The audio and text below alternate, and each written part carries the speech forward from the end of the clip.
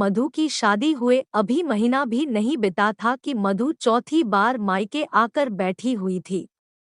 आस पड़ोस वालों ने कानाफूसी करनी शुरू कर दी थी कि मधु की अपने ससुराल में नहीं बनती। कोई कोई तो कह रहा था कि मधु के पति ने उसे घर से निकाल दिया है, और कोई कह रहा थी कि मधु का किसी दूसरे मर्द के साथ चक्कर है।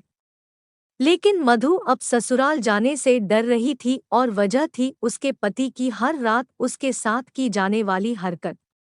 मधु आज चौथी बार ससुराल आई तो घरवाले चिंता में थे, लेकिन मधु ने कहा कि वो सिर्फ अपनी माँ से बात करेगी।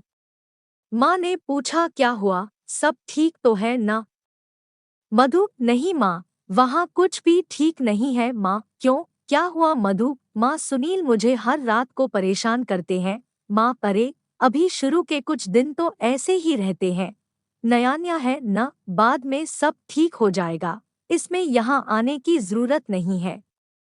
मधु, नहीं माँ, सुनील मेरे लिए रोज नए नए अधनंगे कपड़े लेकर आते हैं और मुझे पहनने को कहते हैं। मैं जब पहनती हूँ तो उसके बाद मेरे साथ खेलते हैं और मुझे अलग अलग तरीकों से दर्द देते हैं। माँ, हाय, ये क्या हो गया सुनील को, ऐसा क्यों कर रहा है? मधु, माँ, उनके अंदर न जाने कितनी दबी इच्छाएं हैं जो सालों से अधूरी थी, वो सब मेरे साथ पूरी करना चाहते हैं, और इसलिए वो मुझे रोज अलग अलग कपड़ों में देखकर मेरे साथ वो सब करते हैं जो उन्हें नहीं करना चाहिए। उन्हें मेरा चिल्लाना, चीखना और मुझे दर्द देना अच्छा लगता है। माँ, ये तो बहुत परेशान होने वाली बात है, उसे मानसिक रोग है।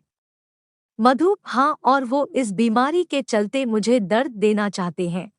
मैं परेशान हो गई हूँ। वो ऊपर नीचे और पीछे से बहुत गलत तरीकों का इस्तेमाल करते हैं जो मुझे बहुत दर्द देता है। ये तरीके ठीक नहीं हैं। अब मुझे समझ नहीं आ रहा कि मैं क्या करूँ। माँ, तू चिंता मत कर, मैं आज ही सुनील को बुलाती हूँ। सुनील बहुत ही सुलझा, समझदार और इज्जत करने वाला लड़का था, लेकिन वो अपनी अधूरी इच्छाओं के चलते मजबूर था, और सुनील वो सब ट्राई करना चाहता था जो उसने पिक्चरों, वीडियो और अपने ख्वाबों में सोच रखा था। माँ ने पूछा, सुनील कैसे हो? सुनील, मैं ठीक हूँ मम्मी। माँ, ये मधु क्यों आई है, कुछ पता है? सुनील थोड़ा घबरा कर, नहीं मम्मी, आप ही पूछ लो, मुझे तो कुछ बताती ही नहीं।